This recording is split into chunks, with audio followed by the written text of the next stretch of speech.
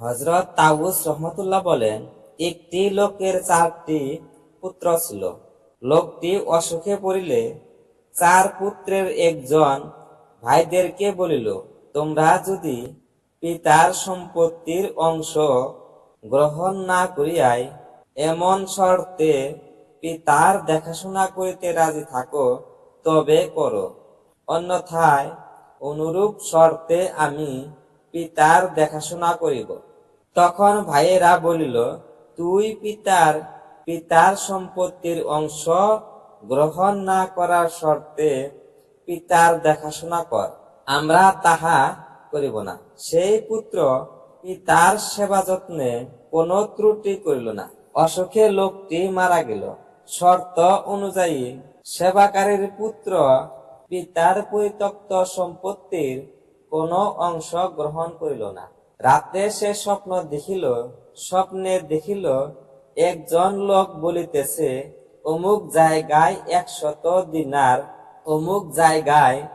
100 দিনার আশরাফি মাটির তলায় লুকানো রহিয়াছে, তুমি তাহা গ্রহণ করো। সে জিজ্ঞাসা করিল, ইহাতে কি বরকত রহিয়াছে? লোকটি বলিল, বরকত উহাতে নাই। সকালে স্ত্রীর নিকট স্বপ্নের বিবরণ বলিলে স্ত্রী দিনারগুলো খুঁজিয়া বাহির করিতে স্বামীকে পীড়াপিড়ি করিতে লাগিল। কিন্তু সেই ব্যক্তি স্ত্রীর কথা শুনিল না। পরদিন রাত্রে একই রকম স্বপ্নে দেখিল। এইবার অন্যত্র 10 দিনারের কথা বলা হইয়াছে।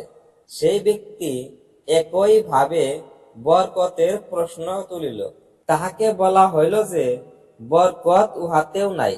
সকালে স্ত্রীর নিকট স্বপ্নের বিবরণ বলিলে স্ত্রী মুদ্রাগুলো তুলিতে পীড়াপিড়ি করিতে লাগিল, কিন্তু সেই ব্যক্তি মানিল না। তৃতীয় রাত্রেও স্বপ্নে দেখিল, এইবার পূর্বোক্ত ব্যক্তি তাহাকে একটি স্বর্ণ মুদ্রা মাটির তলা হইতে খুঁজিয়া লইবার স্থান নির্দেশ করিতেছিল। লোকটি বরকতের প্রশ্ন তুলিল। এইবার তাহাকে বলা হইল যে, এই স্বর্ণ মুদ্রায় বরকত হইবে। লোকটি সেই স্বর্ণ মুদ্রা তুলিয়া বাজারে যাইয়া 2টি মাছ ক্রয় করিল। বাড়িতে আসিবার পর সেই মাছের পেটে এমন অপরূপ 2টি মুক্তা পাওয়া গেল যে, এমন মুক্তা ইতিপূর্বে কেহ দেখে নাই।